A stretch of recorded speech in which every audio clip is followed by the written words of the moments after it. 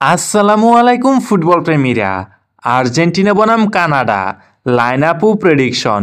আগামীকাল বাংলাদেশ সময় ভোর 6টায় কোপা আমেরিকায় মুখোমুখি হচ্ছে আর্জেন্টিনা বনাম Canada.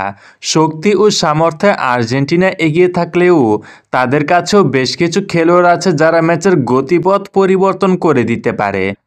Bangladeshi TV channel T Sports ছাড়াও ভারতীয় TV channel Sony 10-1, Sony 10-2, Sony 6-1, Sony 6-2 চ্যানেলে দেখা যাবে কোপা আমেরিকার সবগুলো ম্যাচ। এসব উপায় ছাড়াও মোবাইলে দেখতে গুগলে সার্চ করতে হবে টফি, স্পোর্টসফাই, ইয়াসিন টিভি এবং এইচডি স্ট্রিম অ্যাপ ডাউনলোড করে সেখানেও দেখতে পারবেন কোপা আমেরিকার সবগুলো ম্যাচ। কানাডা বনাম আর্জেন্টিনা এর আগে মাত্র একবারই মুখোমুখি হয়েছিল, সেটা আবার 2010 সালে, যেখানে আর্জেন্টিনা জয় পায় 5-0 গোলের বড় ব্যবধানে। বর্তমান সময়ে কানাডার ফুটবল খুব একটা আশা না দেখালেও তাদের খেলার ধরন সম্প্রতি ম্যাচগুলোতে ডিফেন্সিভ জনরার, যেখানে ডিফেন্স লাইন ঠিক রেখে আক্রমণ করতে বেশি পছন্দ করে দলটি। এই ম্যাচে কানাডা 4-4-2 ফরমেশনে খেলবে, যেখানে তাদের টার্নিং পয়েন্ট হয়ে দাঁড়াতে পারে ডেভিস। বায়ার্নের এই তারকা আছেন দারুণ ছন্দে। অন্যদিকে আর্জেন্টিনা এই ম্যাচে 4-3-3 ফরমেশনে খেলার সম্ভাবনাই বেশি।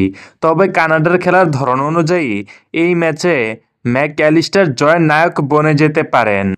আমার মতে এই ম্যাচে আর্জেন্টিনা জয় পেতে পারে 2-0 গোলের ব্যবধানে। কেমন হতে পারে কোপা আমেরিকার প্রথম ম্যাচে আর্জেন্টিনার শুরুর একাদশ?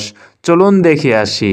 গোলকিপার হিসেবে এমিলিয়ানো মার্টিনেজ, ডিফেন্সে Molina, Romero, Lisandro Martinez, Acuna. আর মিডফিল্ডার হিসেবে থাকতে পারেন Enzo Fernandez, Rodrigo De Paul এবং ম্যাকঅ্যালিস্টার।